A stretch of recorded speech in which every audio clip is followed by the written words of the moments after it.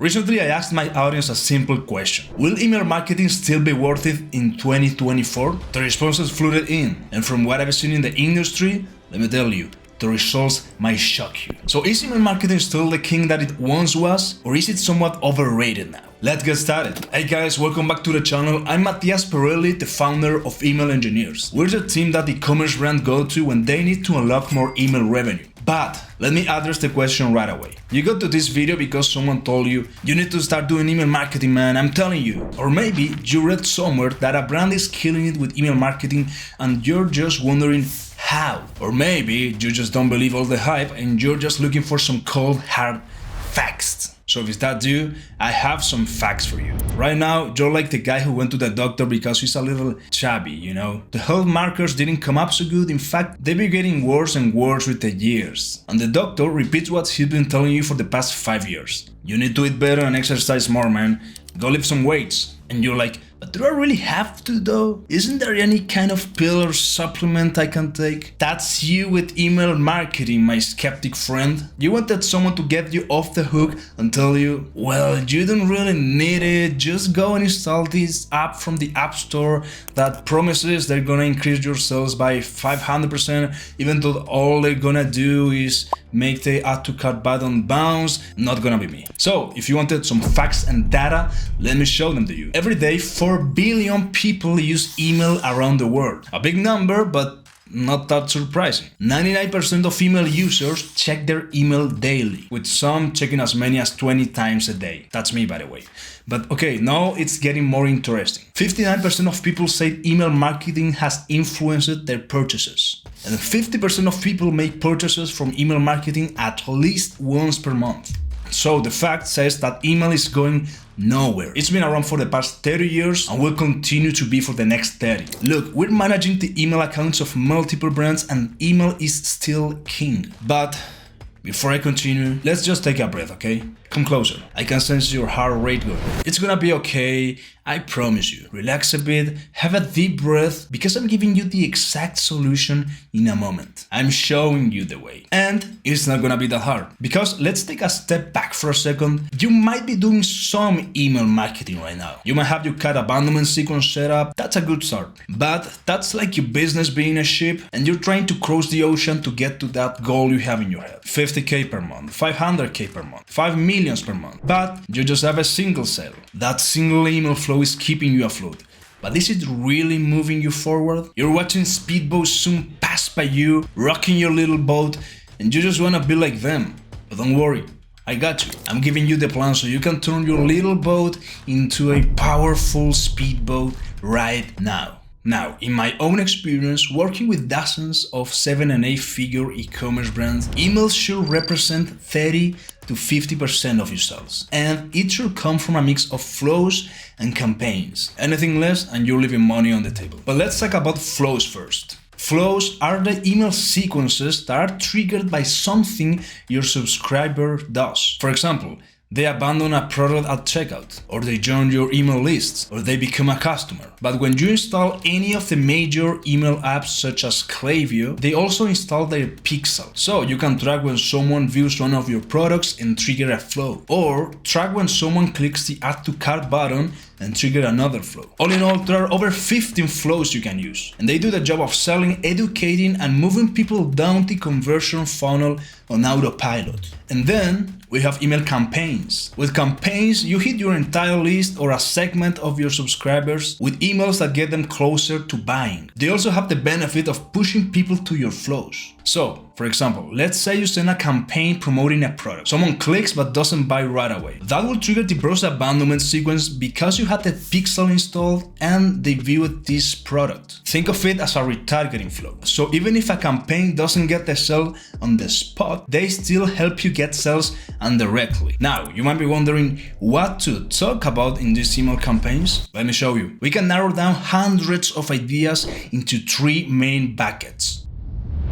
Bucket number 1, it's brand and product focused email campaigns. This includes product launches, behind the scenes, reviews, featuring your best sellers and so on. The focus here is on showcasing what makes your products and your brand better than the rest. Then we have bucket number 2, customer-focused email campaigns. This is basically talking about what your customers actually care about. The focus is on them. For example, sending educational and value-based emails, but also going beyond that. You have to get into their world. When you're in their world, you can bore them. If you're in the market for a hair loss product, you will eat any email that talks about how to grow hair and prevent hair loss, the dangers of some alternatives, and so on. You have to talk about their fears and concerns, but also their desires, the true deep reasons they have to buy your product. Back to the example. Someone wouldn't just buy your hair loss product to get their hair back, but to feel a certain way, to feel confident again, to be able to finally stop wearing hats everywhere.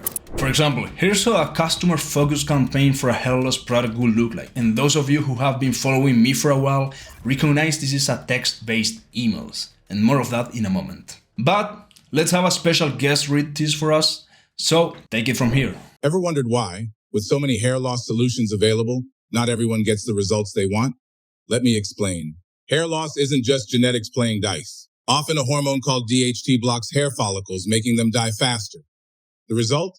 Thinning strands and a receding hairline, sometimes before you even hit your 30s. But here's what most won't tell you. Many hair restoration treatments out there come with a silent price tag. Side effects. Imagine regaining your hair, but at the potential cost of your mental health or libido. Horrifying, isn't it? Here's why things need to change. Imagine a garden. Your scalp is the fertile ground, and each hair is a delicate plant. Now, instead of harmful pesticides that might destroy the soil's essence, what if you had a blend of expert-chosen nutrients designed to nurture every sprout, every root? Enter Engineer Hair. Our tailor-made plans, backed by 2 decades of scientific research, are like a gardener's toolkit, handpicked just for you. With us, you're not just another customer, you're an individual. Our treatments, as unique as your fingerprint, no contracts, no side effects, just genuine care for your crowning glory. Curious? Dive in, explore our 3 bespoke plans, and find the one that resonates with your needs.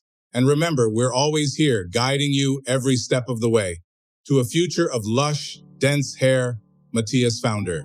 And finally, we have bucket number 3, sales and promotions. With the first 2 buckets, you created demand for your products. You got people excited to buy it, and a big chunk probably did. But there's always a group who's waiting for a special opportunity, standing on the sideline with their credit cards ready to buy, but just waiting for a reason. And that's where sales and promotions come into play. You can give them a discount on your entire store, or specific products or collections, or free shipping discounts, or buy one, get one, and so on. The good thing is that you don't have to hit your entire list with sales. You can always create a segment of people and target them directly. For example, you can set a discount to people who haven't purchased from you in, say, 6 months or a year, or those who purchase a product but not the other, aka cross-selling. And those campaigns normally kill it for our clients. And those are the 3 buckets: brand and product focused, customer focused, and sales and promotions. Ideally, you want to spend 80% of your time on buckets 1 and 2. If you do it right, those are the buckets that are gonna keep your subscribers engaged and excited to buy from you. And then you hit them with a sell, and it's like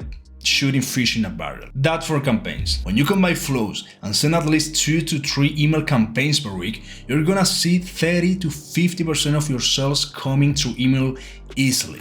Now, going back to the original question of this video, is email marketing still worth it in 2024 and beyond? Yes.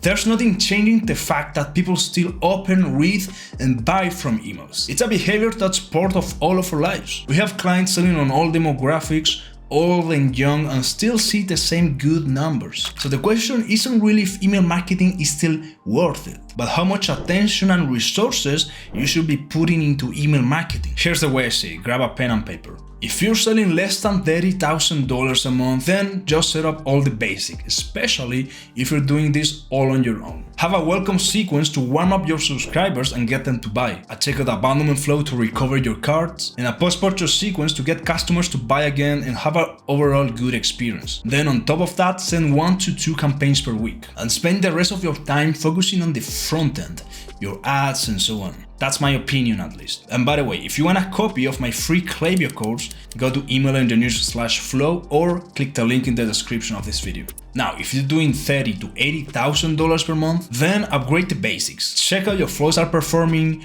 redo your bad emails and add new ones, because these flows are proven to get sales. Then add some extra flows like the browse abandonment flow to get Windows shoppers to buy, and a cart abandonment flows that triggers when someone clicks the add to cart button but doesn't buy. And then start sending 2 to 3 campaigns per week. Now, if you're at over $80,000 a month, then again check all your flows to see how they're performing, kill the bad emails and test new ones. Add some extra flows like the site abandonment to retarget those who went to your website but didn't even make it to a product page, a win back flow to get all customers to buy again, and start looking into MVP flows, which I explain more in a video that's gonna be up here somewhere. And finally, start sending 3 to 5 campaigns a week or more and get more specific with your segments. If you follow this plan, there's absolutely no way you're not gonna get more sales. And the best part is that you don't even have to do this all by yourself. You can pay someone to set up all of your flows and they're literally gonna get paid by themselves many times over. And that's exactly what we've been doing with the brands we work with, but we had a big 8-figure beauty brand come to us,